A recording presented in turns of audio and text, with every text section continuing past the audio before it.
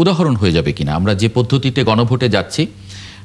কারণ আমরা তো জানি যে সাধারণত সংসদে একটা জিনিস পাশ হয়ে আসে রাষ্ট্রপতির কাছে, রাষ্ট্রপতি আবার সেটা গণভোটে দেন, মানে এটা একটা প্রসিডিউর বলে জানি।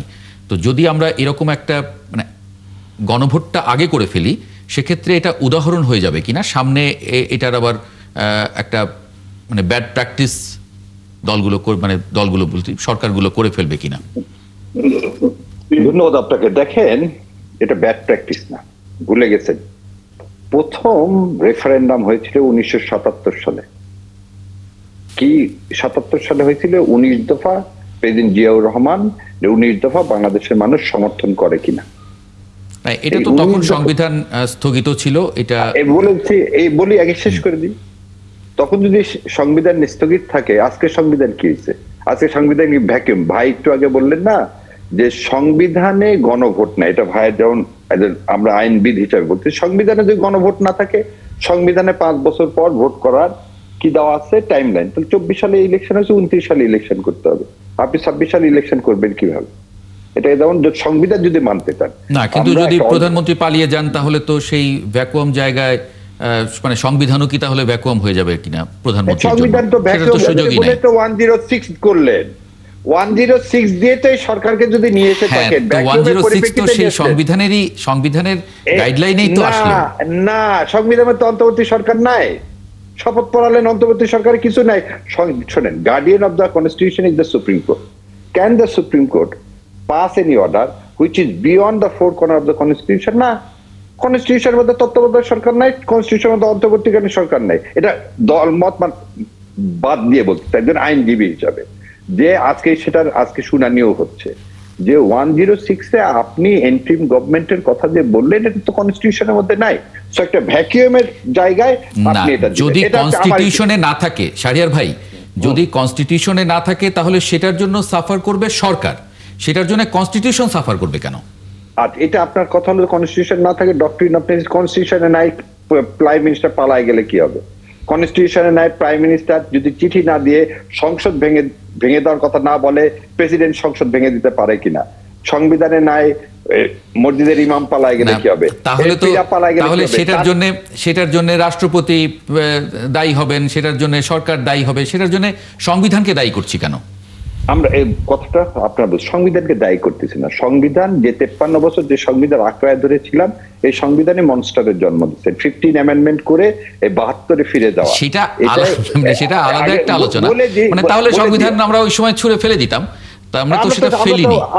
আমরা ফেলে দিয়েছি ভাই। এই যারা বলতেছে ফেলিনি, এই জায়গাতে আমার সাথে মতবিরোধ। আপনি কোন আর্টিকেলে বলে আপনি সামনে ইলেকশন করবেন, এটা একটা বলে। আমি যে বারবার সমস্ত জায়গায় বলতেছি, একটা লোক, অসীম ভাই সহ আমি সবার কাছে জিজ্ঞাসা করছি, কোন আর্টিকেলের বলে কনস্টিটিউশন আপনি ফেব্রুয়ারি মাসে ইলেকশন করবেন? এটা বলেন তো। যদি আপনি বলেন, একটা জিনিস বলি, আপনি যদি বলেন যে এন্ট্রিম গভর্নমেন্ট, তাহলে তো আপনি 90 দিনের মধ্যে ইলেকশন করাবেন। আপনি তো 90 দিনের মধ্যে ইলেকশন করেননি। এটা এন্ট্রিম গভর্নমেন্টের তত্ত্বাবধায়ক সরকার না, সেটাও নাই। ইভেন এন্ট্রিম গভর্নমেন্ট যদি নাও হয়, যে কোনো কারণে মেয়াদ উত্তীর্ণ হবার পূর্বে যদি সংসদ ভেঙে যায় কোনো কারণে, তাহলে ভেঙে যাওয়ার পর থেকে 90 দিনের মধ্যে নির্বাচনটা করেননি রে ভাই। হয়নি, সেটা হয়নি।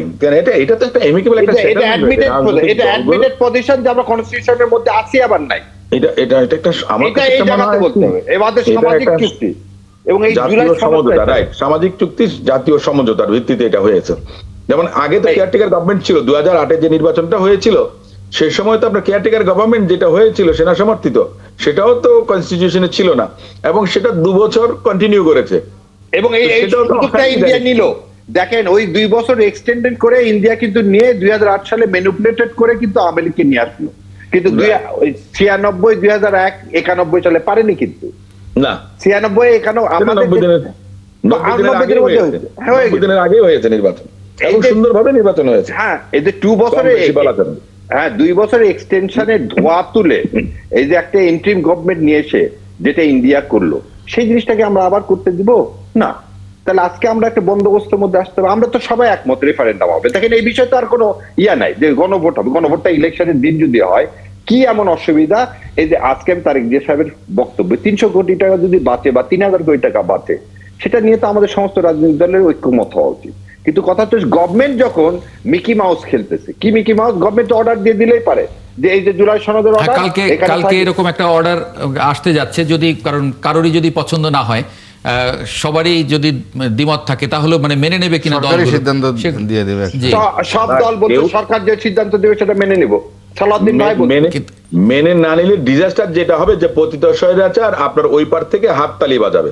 হ্যাঁ, এবং আমাদের ক্ষুদিরামের মতো ফাঁসি হয়ে যাবে।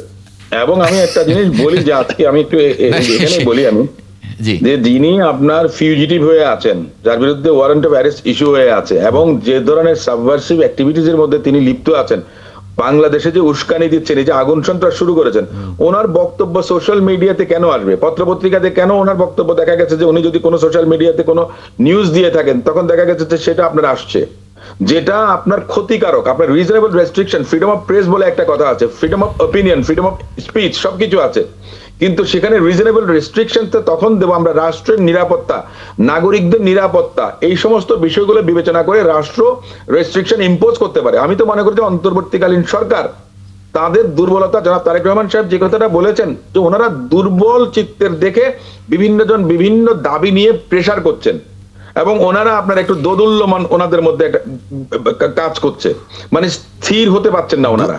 দুর্বল হচ্ছে আমার মনে হয়, করবেন এবং আরেকটা দিক দুর্বল হচ্ছে দেখেন, মনে হয় কাউকে হার্ট করতে চান না, এরকম না হয়তো। না না না, এই দেখেন জয়সওয়ালের কত বড় আস্পর্ধা। আমাদের এখানে জাকির নায়েক আসবে কিনা উনি বলতেছেন উনি এটা কি কনভিক্টেড আসামি, অতএব বাংলাদেশ যেন ভিসা না দেয়। আর তুমি নিয়ে আসো একটা ফিজিউটিভকে, যাকে বারবার নিয়ে আসতে বলতেছি, সেই বিষয়ে তোমার স্টেটমেন্ট নাই।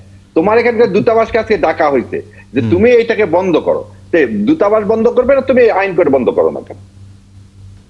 তো এই গভর্নমেন্টের দোদুল্যমানতাও আমাদের এই মানে অস্থিরতার জন্য কিন্তু দায়ী। এটাও কিন্তু অস্বীকার করার কোনো উপায় নাই।